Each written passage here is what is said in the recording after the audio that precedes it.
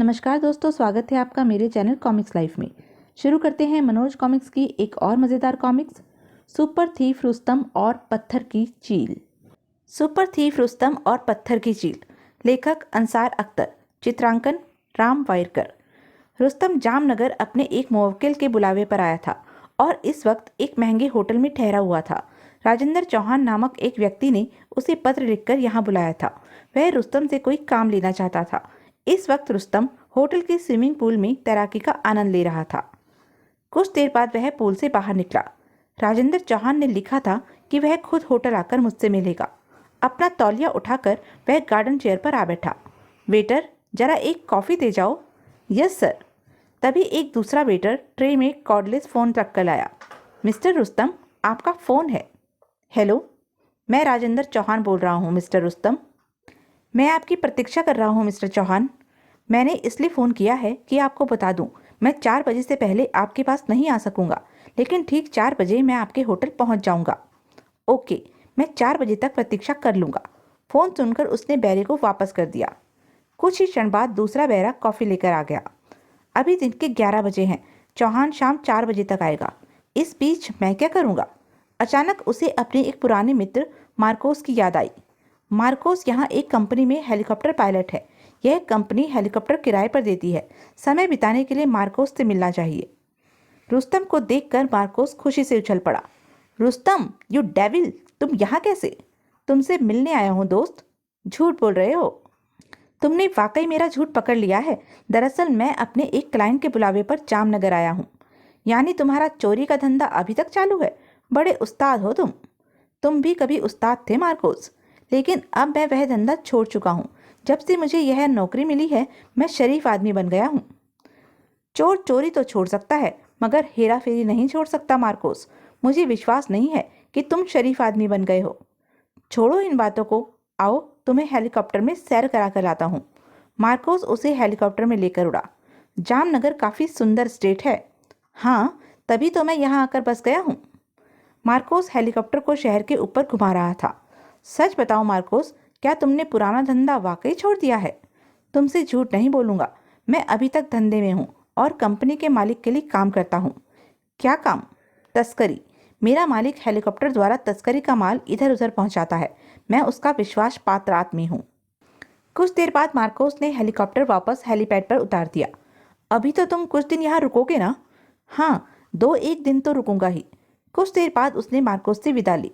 अच्छा, मैं चलता हूँ। हेलीकॉप्टर में सैर कराने के लिए धन्यवाद। जब तक तुम जामनगर में हो, मैं तुम्हें रोज सैर कराऊंगा। 3:30 बजे रुस्तम वापस होटल पहुंच गया और वादे के अनुसार ठीक 4 बजे राजेंद्र चौहान आ पहुंचा। मेरा नाम राजेंद्र चौहान है मिस्टर रुस्तम। प्लीज़ कम इन। चौहान भीतर आ गया, मगर बैठा नहीं। आपको तैयार होने में कितनी देर लगेगी मिस्टर रुस्तम? मैं आपको कहीं ले जाना चाहता हूँ। मैं सिर्फ 5 मिनट में रेडी हो जाऊँगा। 5 मिनट बाद वह चौहान के साथ उसकी कार में जा रहा था। आप मुझे कहाँ ले जा रहे हैं? एक चीज़ दिखानी है आपको। कुछ देर बाद वह एक चौराहे पर पहुंचे। चौहान ने गाड़ी सड़क के किनारे रोक दी। पत्थर की उस चील को देख रहे हैं मिस्टर रुस्तम? हाँ, उसका वजन लगभग 1.5 टन के करीब है। आपको मेरे लिए इसी चील को चुराना होगा। क्या? रुस्तम हैरत से उछल पड़ा। हाँ मिस्टर रुस्तम, चील की उस प्रतिमा को चुराने के लिए मैं आपको मुंह मांगी फीस देने के लिए तैयार हूँ। यह चील चुराकर आपको मेरे फार्म हाउस पर पहुँचानी होगी। मिस्टर चौहान, अभी आपने बताया कि उस चील का वजन 1.5 टन है। फिर भला मैं उसे उठाकर आपके फार्म हाउस पर कैसे पहुँचा सकता हूँ? यह सोचना आपका काम है। मैंने तो सुना था कि आपके लिए कोई भी चीज़ चुराना असंभव नहीं है। आपने ठीक सुना है, लेकिन मैं सिर्फ ऐसी चीज़ें चुराता हूँ जिनकी कोई कीमत ना हो। पत्थर की यह चील तो मुझे कोई प्राचीन कलाकृति मालूम लगती है। इस तरह की चीज़ों की मार्केट में काफ़ी कीमत होती है, लेकिन यह चील प्राचीन कलाकृति नहीं है। 2 वर्ष पहले तक यह हमारी ही संपत्ति थी और हमारे फार्म हाउस के लॉन में पत्थर के पेडेस्टल पर रखी हुई थी। तो फिर यह यहाँ चौराहे पर कैसे पहुँच गई? 2 वर्ष पहले मेरे चाचा का देहांत हुआ था। उनकी मृत्यु के बाद चाची जी ने चील की यह प्रतिमा म्युनिसिपल कॉरपोरेशन को दान में दे दी। चाची जी को न जाने क्यों यह चील अच्छी नहीं लगती थी। अब तो चाची जी का भी देहांत हो चुका है। तो आप अब इस चील को वापस क्यों ले जाना चाहते हैं? मैं सिर्फ इसे 24 घंटे के लिए वापस चाहता हूँ। किसी भी तरह आप इसे ले जाकर फार्म हाउस में बने पेडेस्टल पर रख दीजिए। उसके बाद आपका काम खत्म हो जाएगा। बाद में जो कुछ होगा उससे मैं खुद निपटूंगा। फिर चौहान उसे शहर से 30 मील दूर अपने फार्म हाउस पर लेकर आया। यह हमारा फार्म हाउस है। फार्म हाउस की मुख्य इमारत के सामने बहुत बड़ा बाग था। बाग के बीच में पत्थर का ऊंचा पेडेस्टल बना हुआ था।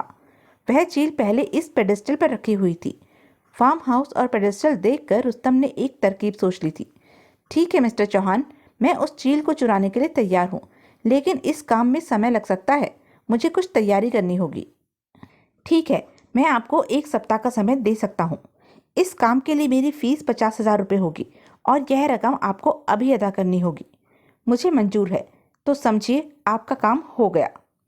रात 10 बजे रुस्तम उस चौराहे पर पहुंचा जहां चील की प्रतिमा स्थापित थी। 10 बजे हैं और चौराहे पर ट्रैफिक काफ़ी कम हो गया है। इसका मतलब है आधी रात के बाद यह चौराहा सुनसान हो जाता होगा। उसने पेडेस्टल के चारों ओर एक चक्कर लगाया। चील की प्रतिमा को पेडेस्टल के साथ जोड़ा नहीं गया है। प्रतिमा पेडेस्टल पर रखी हुई है। कुछ देर बाद वह वापस चल दिया। काम काफ़ी मुश्किल है, लेकिन मैं इसको एक चैलेंज समझकर पूरा करूंगा। अपनी कार की ओर जाने के लिए वह सड़क पार कर ही रहा था कि तभी चुपचाप कार में आकर बैठ जाओ, वरना शूट कर दूंगा। यह क्या मुसीबत है? जल्दी करो वरना गोली चल जाएगी। फिर रुस्तम को कार में बैठना ही पड़ा। कार रवाना हुई, साथ ही ठाक आह! होश आने पर उसने स्वयं को एक कमरे में पाया। उफ, मेरा सिर! तभी, हेलो रुस्तम, वैसे मैं तुम्हें ग्रेट थीफ कहूँ तो बेहतर होगा। कौन हो तुम? मुझे राणा देवेंद्र चौहान कहते हैं। मैंने ही तुम्हारा अपहरण कराया है। क्यों? मुझसे तुम्हारी क्या दुश्मनी है? तुमसे नहीं, मेरी दुश्मनी राजेंद्र चौहान से है।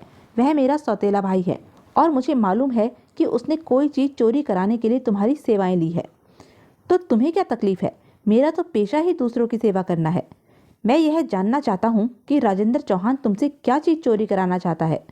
यह मैं तुम्हें नहीं बताऊंगा, क्योंकि अपने मुवक्किलों के राज किसी दूसरे को बताना मेरे उसूल के विरुद्ध है। शायद तुम अभी मुझे जानते नहीं रुस्तम। मैं बहुत खतरनाक आदमी हूँ। अगर तुमने मेरे सवाल का उत्तर न दिया तो मैं तुम्हारी जान भी ले सकता हूँ। ऐसी गीदड़ भभकियाँ मैं पहले भी कई बार सुन चुका हूँ। यह गीदड़ भभकी नहीं है। मैं तुम्हें चेतावनी दे रहा हूँ और साथ ही 2 घंटे का समय भी। तुम अच्छी तरह सोच लो। 2 घंटे बाद मैं फिर वापस आऊँगा और अगर तुमने मेरे सवाल का जवाब नहीं दिया तो मौत तुम्हारा मुकद्दर बन जाएगी। रुस्तम को धमकाकर देवेंद्र अपने गुंडों के साथ वापस चला गया। कमरे का दरवाजा वह लोग बाहर से बंद कर गए थे। रुस्तम ने उठकर एक खिड़की खोली। ओह, मैं किसी बिल्डिंग के टॉप फ्लोर पर कैद हूँ। फिर वह बाथरूम में आया। यहाँ भी दीवार में एक खिड़की थी। यह इमारत का पिछला भाग है। बरसाती पानी का पाइप नीचे तक जा रहा है। ऊंचाई बहुत थी, लेकिन रुस्तम के लिए यह मामूली काम था। पाइप के सहारे वह नीचे उतरता चला गया। नीचे एक पतली गली थी। पाइप से कूदकर वह गली में दौड़ने लगा। सड़क पर आकर उसने टैक्सी ली और वापस चौराहे पर पहुंचा, जहां उसकी कार खड़ी थी। और फिर वह अपने मित्र मार्कोस से मिलने उसके फ्लैट पर पहुंचा। रुस्तम, तुम इस वक्त? मुझे तुम्हारी सहायता की ज़रूरत है मार्कोस। फ्लैट के भीतर आकर उसने मार्कोस को सारी घटनाएं सुनाई और अंत में कहा, चील की उस मूर्ति को चुराने के लिए मुझे तुम्हारी सहायता चाहिए। मुझे जो मेहनताना मिला है उसमें से आधा मैं तुम्हें दे दूंगा। मुझे तुम्हारे लिए काम करके खुशी होगी रुस्तम, लेकिन 1.5 टन वजनी यह प्रतिमा हम उठाएंगे कैसे? हेलीकॉप्टर से। फिर रुस्तम उसे अपनी प्लानिंग समझाने लगा। अगले दिन सुबह रुस्तम और मार्कोस राजेंद्र चौहान के फार्म हाउस के ऊपर उड़ रहे थे। वहां फार्म हाउस के लॉन में हेलीकॉप्टर उतार लो। हेलीकॉप्टर लॉन में उतर गया। शोर सुनकर राजेंद्र चौहान बाहर निकल आया। Hello mister Chauhan. रुस्तम, तुम और यह हेलीकॉप्टर? मैं आपको यह बताने आया हूँ कि आज रात मैं वह मूर्ति लेकर आ रहा हूँ। मार्कोस भी नीचे उतर आया था। रुस्तम मार्कोस की ओर घूमा। तुम इस जगह को अच्छी तरह देख लो। मूर्ति हमें उस पेडेस्टल पर रखनी होगी। मैं पेडेस्टल को निकट से देख कर आता हूँ। क्या तुम हेलीकॉप्टर से मूर्ति लाओगे? हाँ, इसके सिवाय और कोई तरीका नहीं है। मार्कोस पेडेस्टल देखकर वापस आया। रात के अंधेरे में पेडेस्टल पर मूर्ति रखने में परेशानी होगी। यहाँ लाइट का प्रबंध करना होगा। सुना आपने मिस्टर चौहान? हाँ, इमारत की छत पर एक सर्च लाइट लगी हुई है, जिसकी रोशनी सीधी पेडेस्टल पर पड़ती है। रात को हेलीकॉप्टर की आवाज़ सुनकर मैं यह सर्च लाइट जला दूंगा। यह ठीक है। अब जरा यह बताइए कि आपके सौतेले भाई देवेंद्र को आपसे क्या दुश्मनी है और उसे कैसे पता चला कि आप मुझसे कोई चीज चोरी कराना चाहते हैं? क्या वह तुमसे मिला था? रुस्तम ने उसे अपने अपहरण की घटना सुनाई। इसका अर्थ यह है कि देवेंद्र मेरे काम में रुकावट डालना चाहता है। उसे किसी तरह पता चल गया है कि... क्या पता चल गया है? यह हमारा एक खानदानी राज है रुस्तम, जो मैं तुम्हें नहीं बता सकता। देवेंद्र को तुमने चकमा तो दे ही दिया है, अतः अब पिछली घटना को भूलकर अपना ध्यान उस चील की मूर्ति पर लगाओ। ओके मिस्टर चौहान, मुझे आपकी खानदानी राज से कोई मतलब नहीं है। आज रात मैं आपकी मूर्ति यहाँ पहुँचा दूंगा। हेलीकॉप्टर में वापस जाते हुए मार्कोस ने पूछा, रुस्तम, क्या पत्थर की उस चील में कोई खजाना छुपा हुआ है?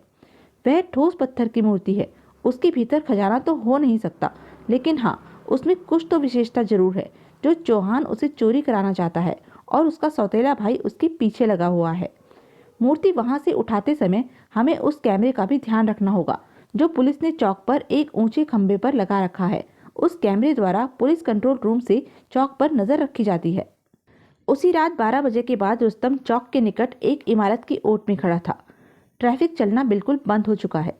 चील की प्रतिमा के दाईं ओर सड़क के किनारे वह खंभा था जिस पर पुलिस डिपार्टमेंट ने कैमरा लगाया हुआ था। कुछ ही क्षण बाद फिजा में हेलीकॉप्टर के इंजन का स्वर गूंजा। मार्कोस हेलीकॉप्टर लेकर पहुंच गया है। रुस्तम ने अपनी जेब से छोटा सा रेडियो ट्रांसमीटर निकाला। हेलो मार्कोस, क्या तुम मेरी आवाज सुन रहे हो? सुनो मार्कोस, ठीक 5 मिनट बाद तुम हेलीकॉप्टर नीचे ले आना, ठीक मूर्ति के सिर पर। ओके। ट्रांसमीटर जेब में रखकर रुस्तम ने वह बांस उठाया जिसे वह साथ लेकर आया था। बांस लेकर कैमरे की रेंज से बचता हुआ वह ठीक खंबे के नीचे पहुंच गया। अब उसने अपनी जेब से काले पेंट का छोटा सा डिब्बा निकाला जिसमें स्वचालित स्प्रे लगा हुआ था। डिब्बे को उसने टेप द्वारा बांस के एक सिरे पर बांध दिया। अब उसने डिब्बे का बटन दबाया। नोजल से पेंट फव्वारे की तरह निकलने लगा था। तो यह थी अब तक की कहानी। आगे की कहानी जानने के लिए बने रहें मेरे साथ। और हाँ, मेरे चैनल को लाइक, शेयर और सब्सक्राइब करना ना भूलें। धन्यवाद।